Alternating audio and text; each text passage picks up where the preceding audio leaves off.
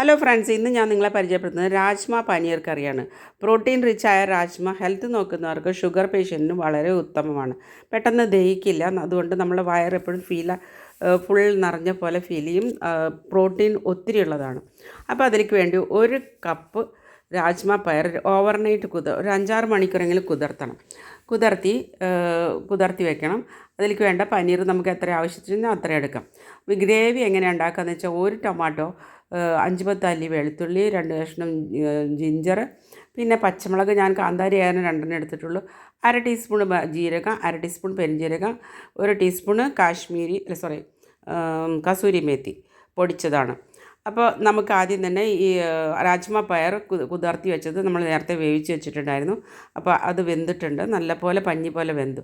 കടായി അടുപ്പത്ത് വെച്ച് ഗരം മസാലയുടെ ഐറ്റംസായ കറുവപ്പട്ട, ഗ്രാമ്പു, അതുപോലെ തക്കോലം, കുരുമുളക്,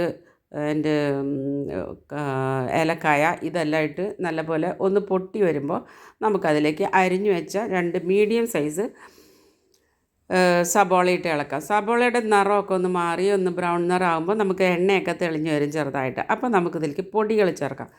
ഒരു 1/2 ടീസ്പൂൺ പെരിഞ്ജീരകം നല്ല സ്മെല്ല് കിട്ടുന്നു കേട്ടോ അതിലേക്ക്. പിന്നെ 1 ടീസ്പൂണ് മല്ലിപ്പൊടി, പിന്നെ 1/2 ടീസ്പൂൺ മുളക് പൊടി, 1/2 ടീസ്പൂൺ കാശ്മീരി ചില്ലി ചേർക്കുന്നത് നല്ല കളർ കിട്ടാനാണ്, എരിവ് കൂടത്തില്ല.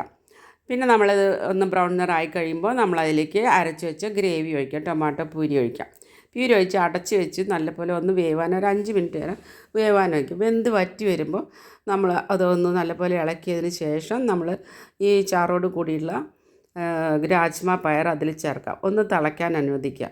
തിളച്ച് വരുമ്പോൾ അതിൽ കുറച്ചുകൂടെ വെള്ളം ചേർത്തില്ലെങ്കിൽ നമുക്കത് ഒത്തിരി കട്ടിയായി പോകും. അപ്പോൾ നമ്മൾ കയ്യിലേക്ക് ഒന്ന് തിളച്ച് കഴിയുമ്പോൾ നമുക്ക് അതിലേക്ക് വേണ്ട പനീരെല്ലാം ചേർക്കാം.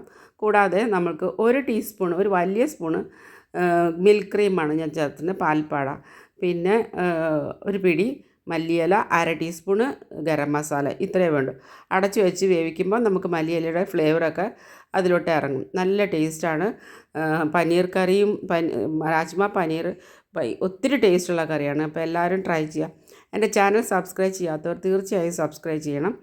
ബെല്ലൈക്കൺ അമർത്തുക, ഷെയർ ചെയ്യുക, എന്നാലേ നിങ്ങൾക്ക് നോട്ടിഫിക്കേഷൻ വരുള്ളൂ. കമൻസും അറിയിക്കണേ. അപ്പോൾ ഇത് നമുക്ക് ചപ്പാത്തിയുടെ കൂടെയോ പൂരിയുടെ കൂടെയോ അല്ലെങ്കിൽ പത്തിരിയുടെ കൂടെയോ ഒക്കെ കഴിക്കാൻ നല്ല ടേസ്റ്റി ആയിട്ടുള്ളതാണ്.